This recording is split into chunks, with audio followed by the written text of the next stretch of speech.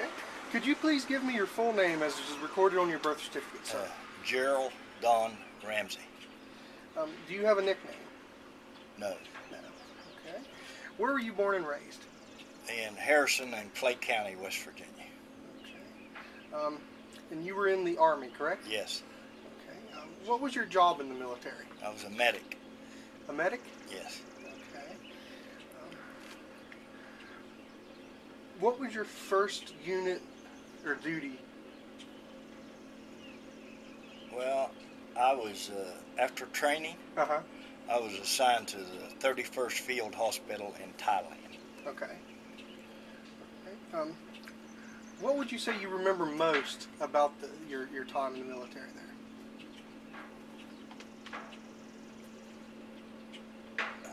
Well, it was probably the remoteness of it at that particular time.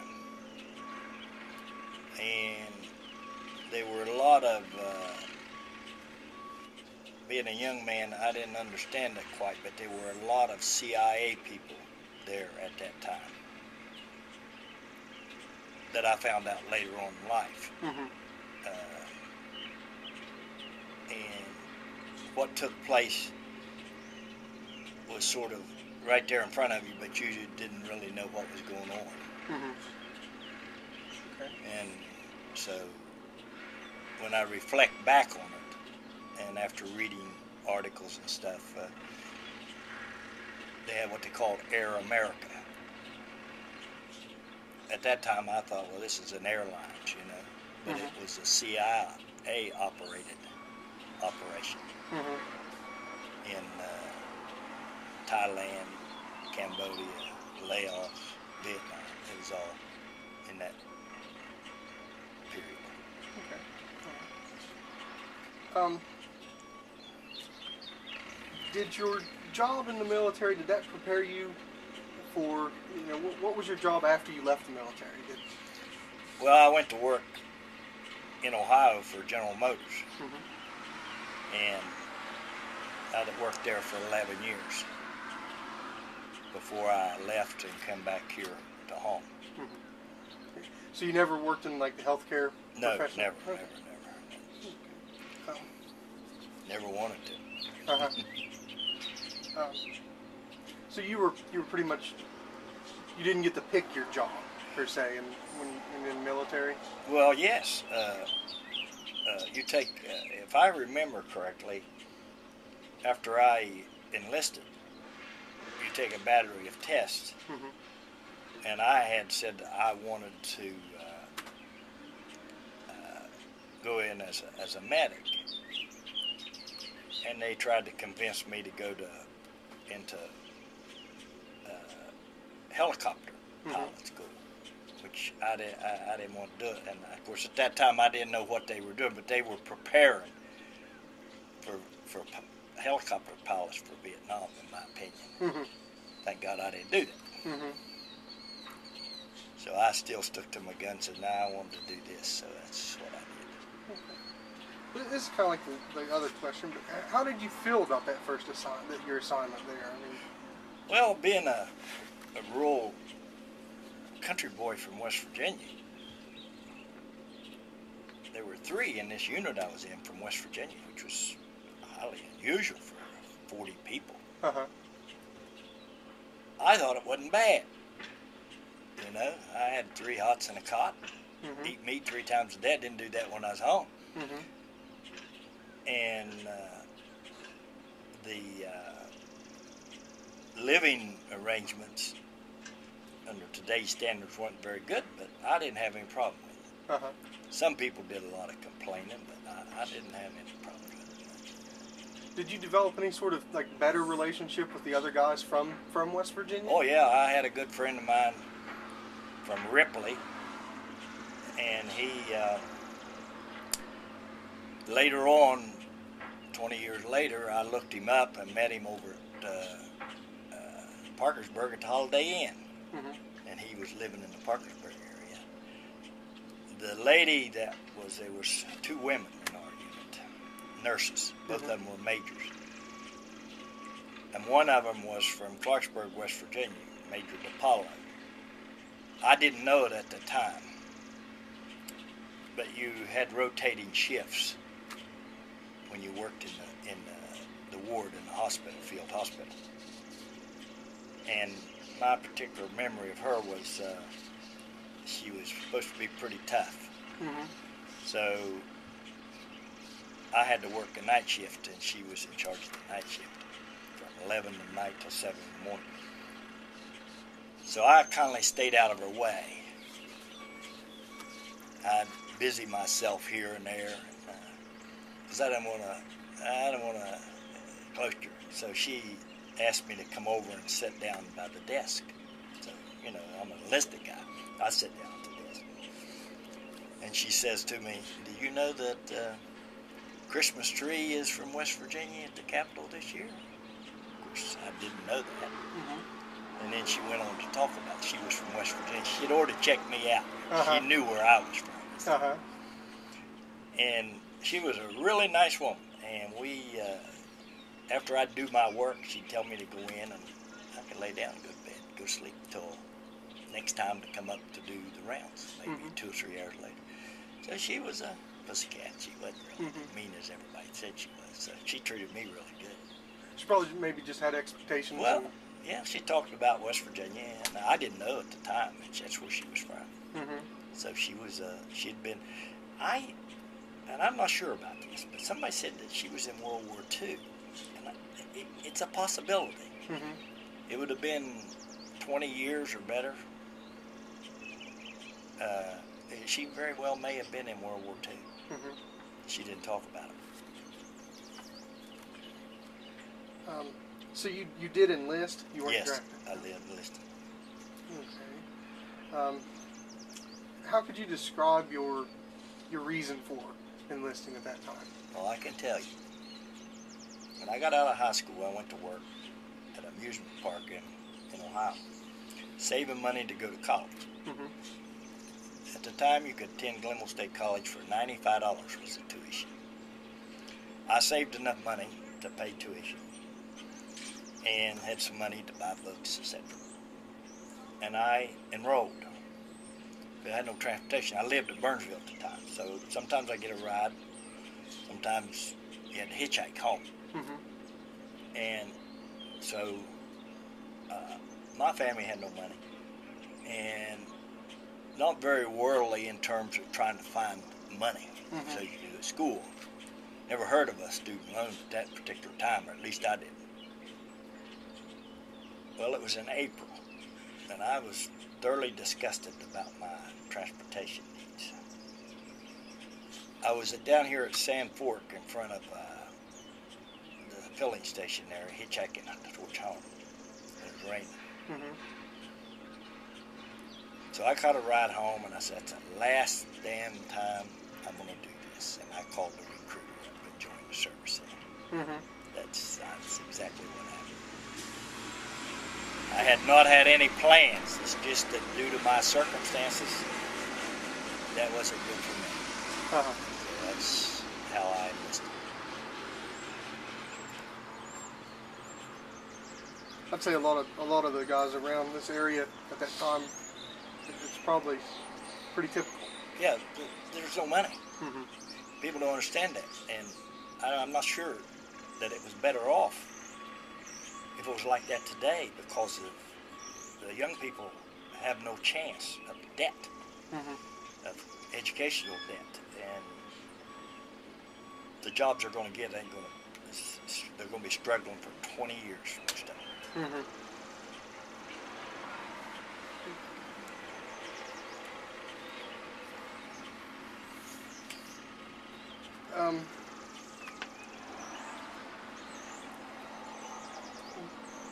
During your time working there in Thailand, was there any major amount of stress that you were forced to go through?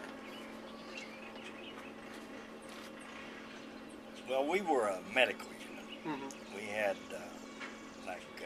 I think, if I can remember, I think we only had 3 or 4 doctors the colonel who was in charge was a surgeon, and I think we had another surgeon, and we had, I think, 2 medical doctors.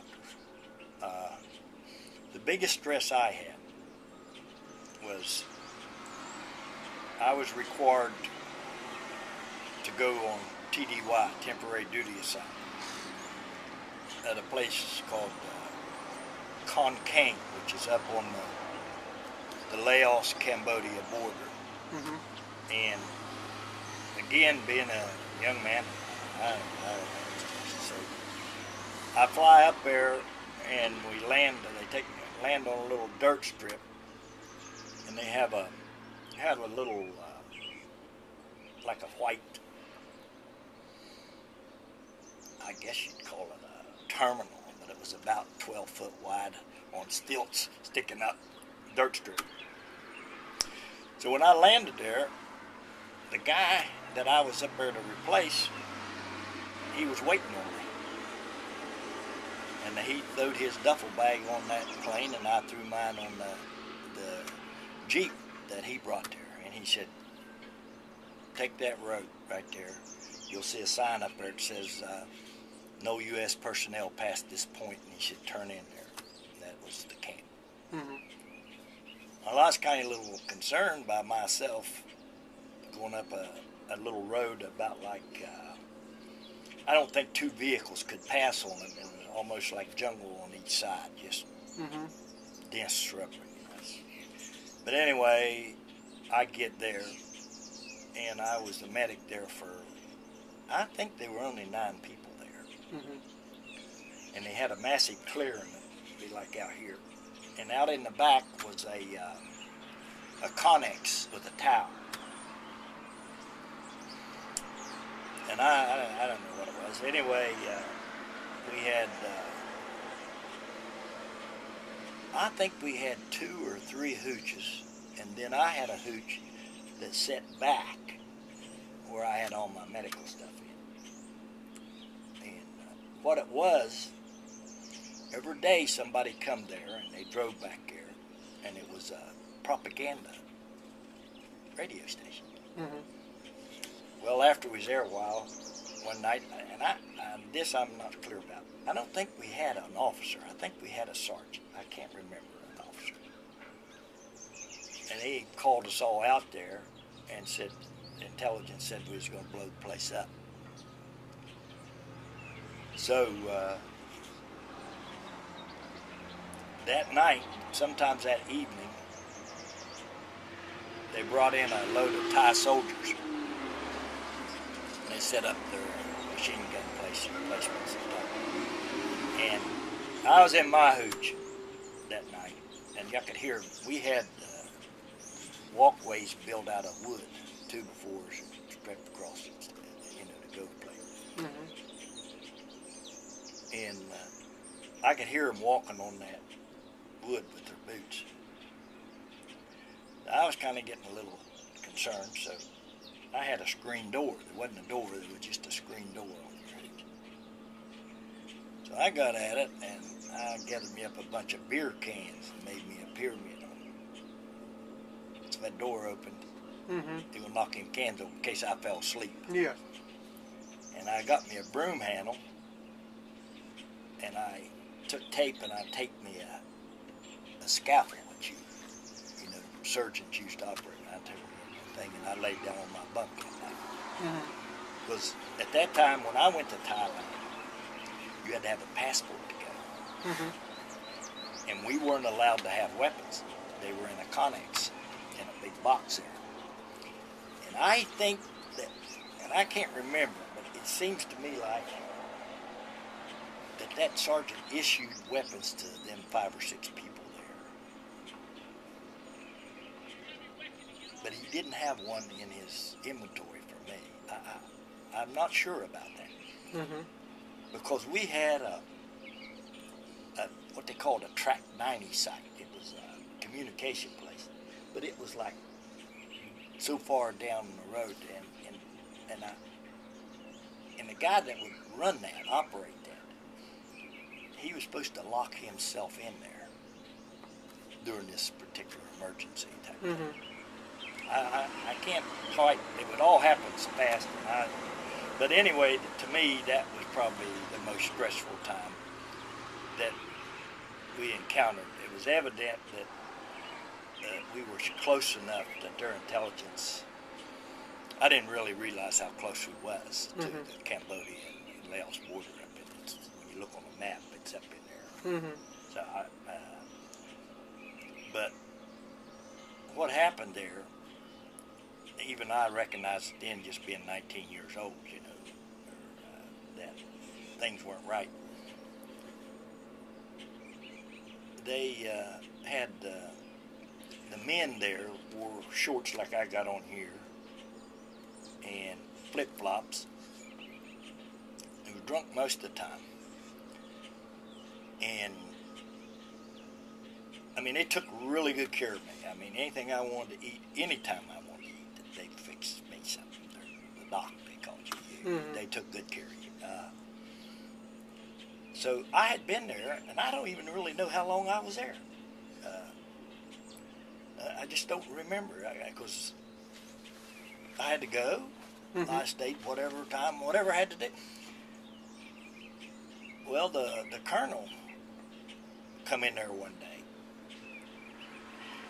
And what they did was, they took trash cans and put beer in it and put gasoline on it and get it cold. Then he'd take it and wash it off and stuff. Well, the colonel, he knew the routine, because he went over there when he got there and he got him a beer and he washed it off and all. And he'd been to it. So he asked me at the time, he said, "How come you haven't reported in?" Well, I didn't know I had to report in. I mean, I stayed there till time to be shipped me out. I didn't know. And then he looked around, and then around there with that sergeant, he told me, he said, "From now on, nobody stays here more than 15 days at a time." They would rotate them out of there. He could see that military discipline and stuff had broken down, in my view. And so at that time, I didn't know anything about I don't even think I remembered that anybody like marijuana. I'd never even knew about it. I had never even experienced a conversation about it. But I did know about morphine. So when I went in there, the first thing I done was I inventoried the drugs. And I had a whole bunch of morphine in there. And that scared me. I knew trouble. So I actually inventoried it and went down to the sergeant, and I told him, I give him a list of what I had. I said, "Now this needs to go in the safe, that morphine." I always did suspect there was something going on. You know, I had no idea, no way of knowing, but that was, shouldn't have been there. And they were in little charrettes, you know, that you give people. So it was kind of, I guess, probably was a little stressful at that particular location.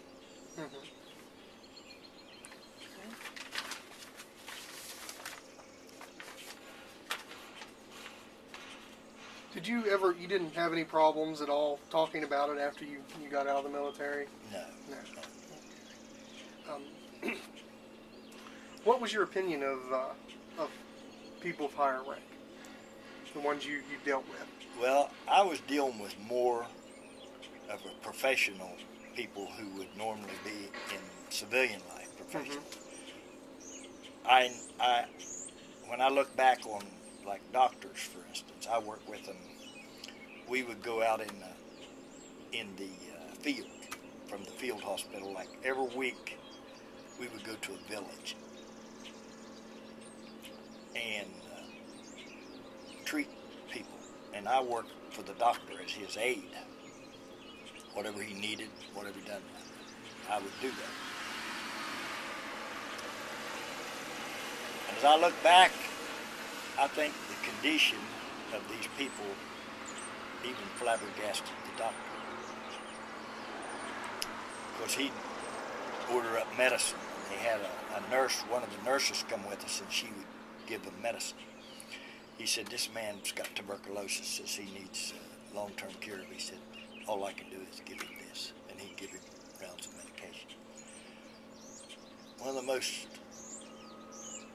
awful, striking things I seen was a man come in there and his scrotum was hanging almost to his below his knee. I'd never seen anything like that. And he called it something.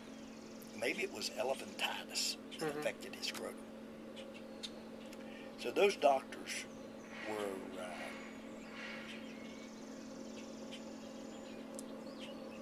not unsocial like they are in today's world with people. Our doctors would sit out on the bench on the picnic table they had there and drink beer with the guys. Then when you work with them, it was almost like as if they weren't an officer at all. And maybe that's the culture was intended, that you work as a doctor and a assistant. But that's they were always prompt. I was never degraded or in any way that I can recall. They separated themselves according to military tradition. They had separate quarters. They had separate places to eat. That officers, they just put a petition up, and the officers eat in officers' mess, and the rest of us eat in the other place. So, in that respect, it was just a good relationship, working relationship. If you can recall, what was the majority of the treatments that were given? I mean, over there for health reasons. Malaria, dengue fever,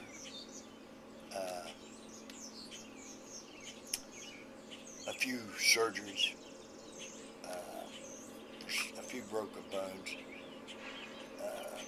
We treated, see, they had troops from New Zealand, and then we treated people from the British had some people there too, and it was amazing. We always had coffee break at 9 o'clock or 10 o'clock, whatever. They brought coffee in a stainless steel pitcher if you wanted coffee for the people. But when the British come, they had to have tea. It was totally different, and was never any problem with it. It's just that they had tea, we had coffee, and they treated. I remember two different times. One guy was in there, and when they checked him in, and I think he had some burns on his legs and shot down in a helicopter. Had all kinds of identification on him. He had a listed identification. He had a officer, a field grade, and a civilian identification. He'd go anywhere he wanted to go. That's why I say he was in the CIA. Anyway, they treated him, evacuated him. Then I had another guy that they had to do surgery on. I don't remember what surgery for, but I had to take care of him after he come out of surgery. And the colonel who did the surgery come down there while I was there. I'd take his blood pressure and all that stuff over 5 minutes or whatever it was. He told me, and I remember this, he said, whatever this man says, as he's coming out from under anesthetic, you're not to repeat it. So that was the atmosphere that we worked under. But, of course, at that time, that's fine with me, because I didn't know what's going on. Just doing your job. Oh, yeah. Okay. Did you have any experiences at night that you had to work? I mean, you said you did, but it was pretty much in a a built facility? Or Yeah, well, yeah, but we had one occasion that they infiltrated the someplace over at Camp Friendship, they call it, and the guy got he got stabbed from behind into his lung, and they got him before they could blow up the dump or whatever. So that was the night, and we had to go get him with an ambulance, which, well, I'll show you. This is our, let me see, I had a picture. I think I had one.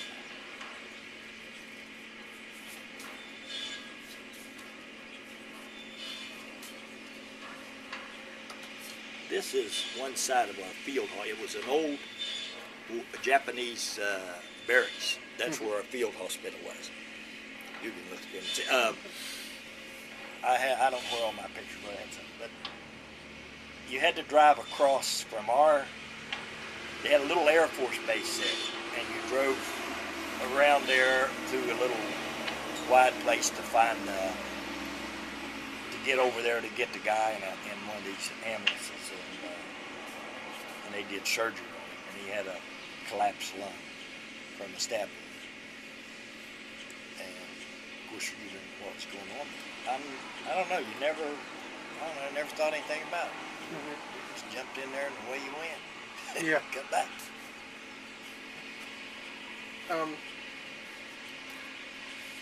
While you were out, in those sort of things going out, did you have any experiences with the mud or the roads being so bad that?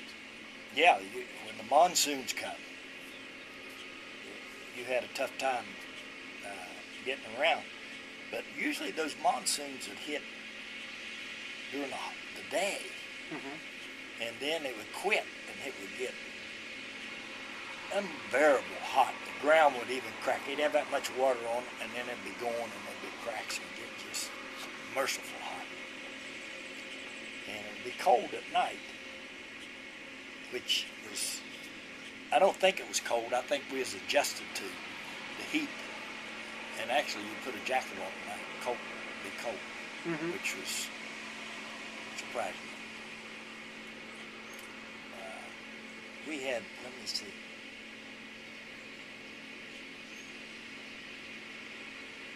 I think we had 3 or 4 ambulances for our field hospital. We had a theater, which you could see there, a tent. That's where we had our show movie. Oh, I see. There was if a you've chair ever set watched MASH, there's a lot like that. We had a hooch. There were pictures of our hooch. When I first went there, we didn't have any hooches. We had to build it. And I was there when the first build-up started in Vietnam. They authorized the first troops. And the first squadron, the F-105 jets, were stationed there at Karat.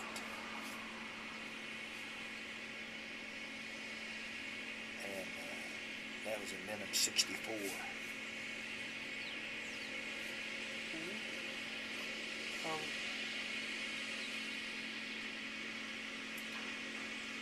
What was it like when you finally got to return home? The thing I remember the most, when you shipped out, you come back the same day a year later. The thing I wanted most was a glass of milk. And I got into,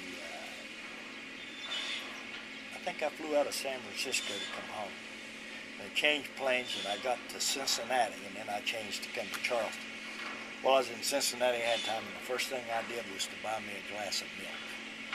Because they didn't have any, had all kinds of ice cream, but no milk, except powdered milk.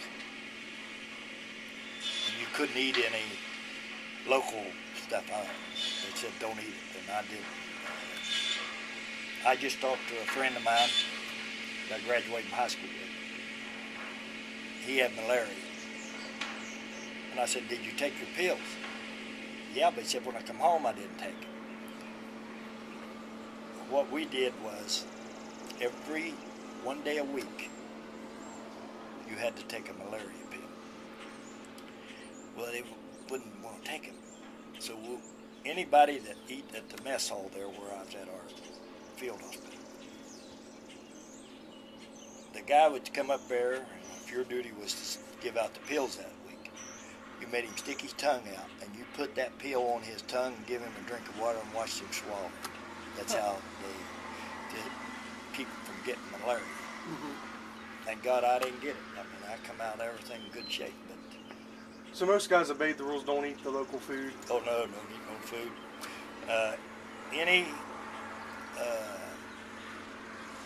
Any vegetable you're just not to eat. See, I've heard the same thing from Korean veterans. Oh yeah. But these more recent guys, they've actually been telling me that they actually been eating the food. And Well, there's a difference. It's according to where they were at. In the culture of the Vietnamese, Thailand, Koreans, and stuff like that, they use a lot of human waste fertilizer. At that time, you probably don't now, but in the Middle East, it's a different, I think, a different culture. You know, but you could eat. They said you could probably eat fried rice, but not eat any vegetables, cucumbers, and stuff like that. And I didn't eat any of them. Did you make use of the GI Bill when you came back? No, and that was not my fault or other vets' fault. They didn't tell you anything when they mustered you out. You didn't know about it. I didn't anyway, and a lot of people I've talked to, because I come back and I tried to go to school again, but I was having to pay for it. I had the same problem. No money, no transit. I said, I'm not going to do this. I just quit. I just left. Things worked out for me good, but nowadays, the younger vets, they're in tune to everything. They know all the things that they're entitled to. World War II vets were better informed. Korea, they treated them bad, and they treated the Vietnam era vets really bad. Things have changed a little bit, but they're all getting old. But the GI Bill, just didn't know about it. I didn't anyway. Yeah. Now we even have, I think every campus in West Virginia has a Veterans Affairs coordinator on campus. When you went to school, when I tried to go to Glenmore, nothing, nobody. You didn't, you had no advisors of quality. I mean, they were teachers. I mean, you had to, they didn't give you no breaks. If you didn't make it, you didn't make it. You didn't have no second chances, but there wasn't anybody there to make you aware of the benefits from your military. Or how to continue to keep you in. And in my era, my family was not highly educated people. Good, hard-working people and made a good living for everybody. But they didn't understand later on, like I knew for my children, what to do to see that they got an education. And my children did get an education. I'm proud of them. I've got one's a math teacher in Myrtle Beach, and I got one that's a college professor in Massachusetts with a PhD. So, but I went the extra mile to find out at these colleges what's available to them. I went there so much they got to know them by first name. You got to do that. Yes. I want to thank you for your service to our country, and especially taking time for this interview. Okay. Do you have anything you'd like to add at all? Possibly advice to current veterans or current people going in the military? Well, if I had a son that was going to go into the military, I would encourage him and advise him to be patient, to look at what they had to offer, and then get a detailed description of what that particular job training or whatever would be. Because a lot of things, what the title is and what the duties are is totally different. And also keep everything in writing and keep it. if you ever get injured or hurt in any way, they should keep a diary, because most of the Veterans Administration and the people later on in life are not very sympathetic to these things. They want to pass the proof on to you, which after 25 years or 30, you are. Because there's a lot of people I talk to that's been injured, and they're now, as they get older, that injury is starting to cause them problems, and they can't prove that it happened. And like I was in the medics, half of the stuff I would have to go to the doctor was medical. Because you just go to the doctor, you take care of it. There's a lot of professions now that would really work good for people if they explored it for what the duties are, what the training is, and what you'd like to do after you move. If you have an interest, then you should try to get that interest trained in the military. All right. Well, thank you, sir. Okay.